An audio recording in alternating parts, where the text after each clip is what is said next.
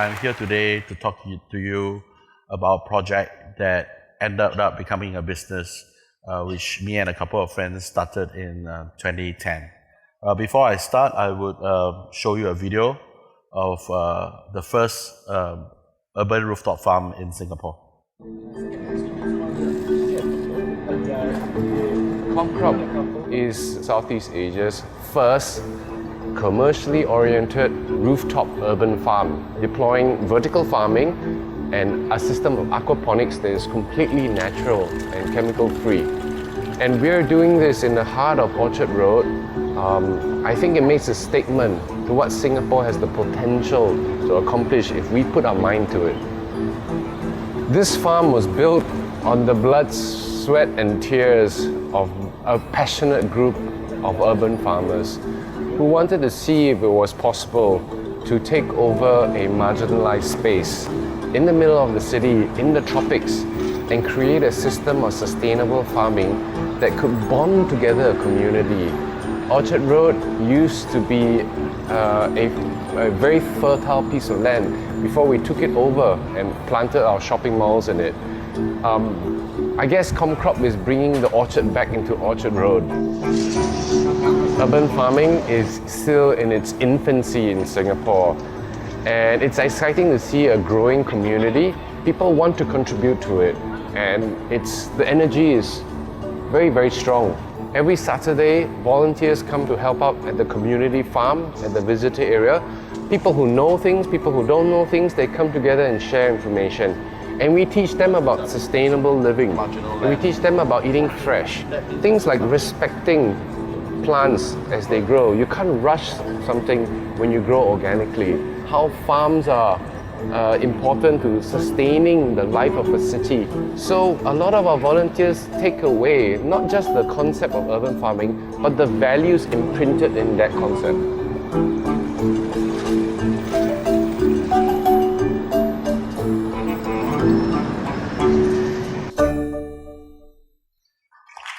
Thank you. That was one of our co-founder, Keith, who did the narrating. We picked him to do that because he could say these three words very convincingly: blood, sweat, and tears.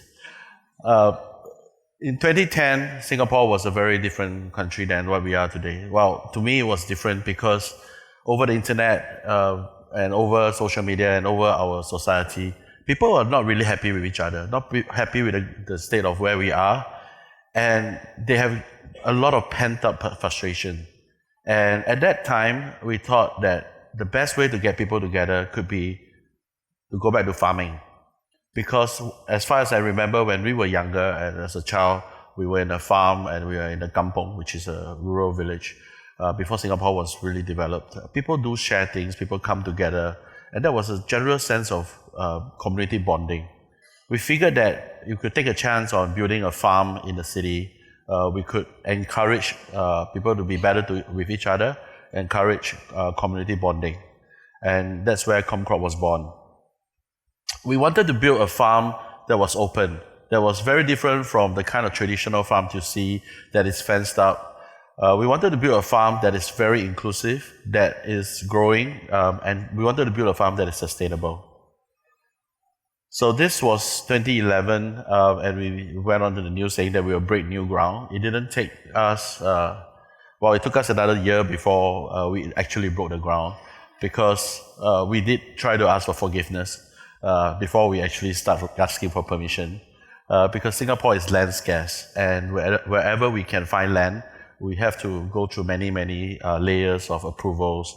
And eventually, we got a piece of land like this. And you can see from the background, there were fenced up areas, and those were the current community farm, which was all fenced up, and many people who work on those farms are senior citizens, people who are working there part-time, and never really got engaged with the community. In fact, the fences was keeping people away from them and not keeping the pets away. So we decided to build it open in 2011 and let everybody come in and try their hands at farming. And over time, we engaged about 1,000 Singaporeans, young, youth, families, and they all came to build a farm together.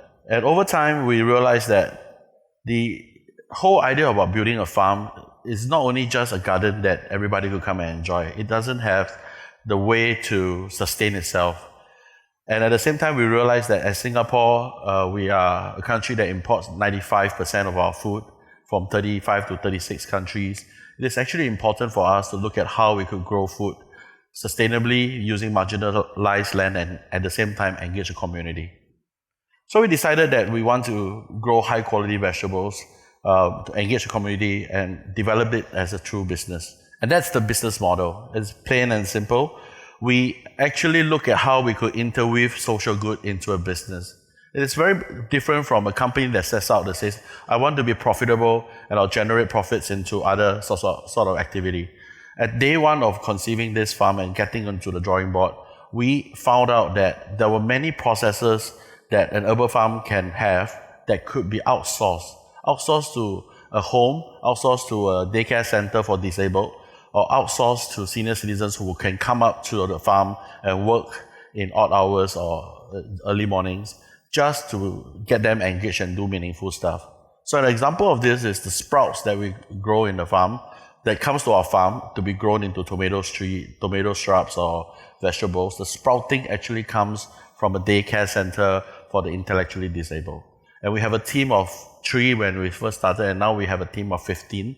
And they go to the daycare center and they do this work of sprouting the seeds into something that we can use to grow in a farm. And they get delivered to us on a weekly basis. And we engage the senior citizens because we, as a society, as a country where we progress, many of the senior citizens are finding it harder and harder to find meaningful work.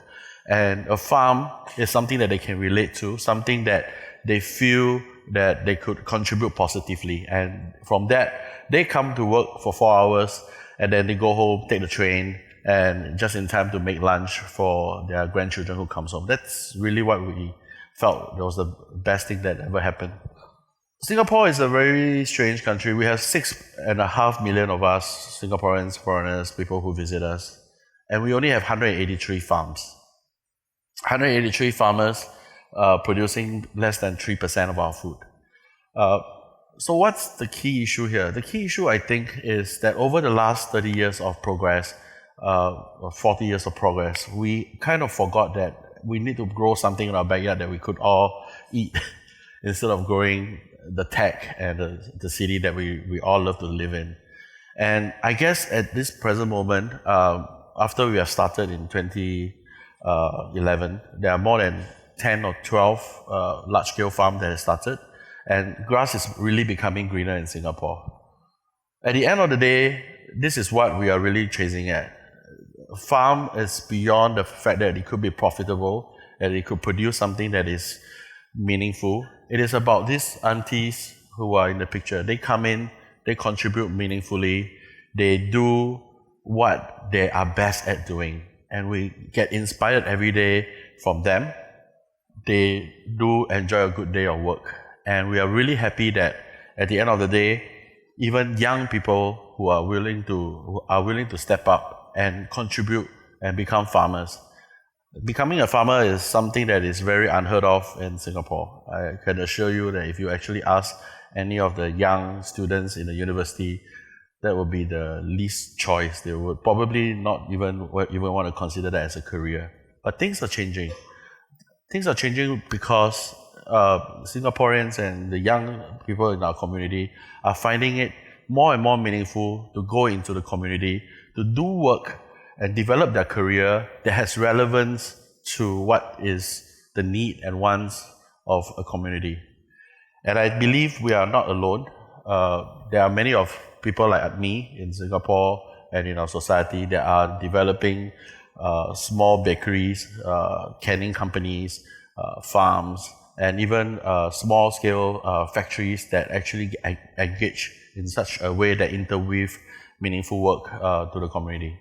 This is not a process that will end today or with a farm that we have just about a kilometer down the road in Orchard Road, right behind the Mandarin Hotel. We are on track to actually continue to build this farm into an 8-hectare farm all around Singapore. and eventually we will be contributing 3,200 tons of fresh vegetable per year to Singapore, and hopefully we will be able to hire and provide meaningful work for more than 500 beneficiaries within our community. So hopefully the next time you come back to Singapore by next year, you can come visit our farm, and we'll serve you some fresh green salads. Thank you.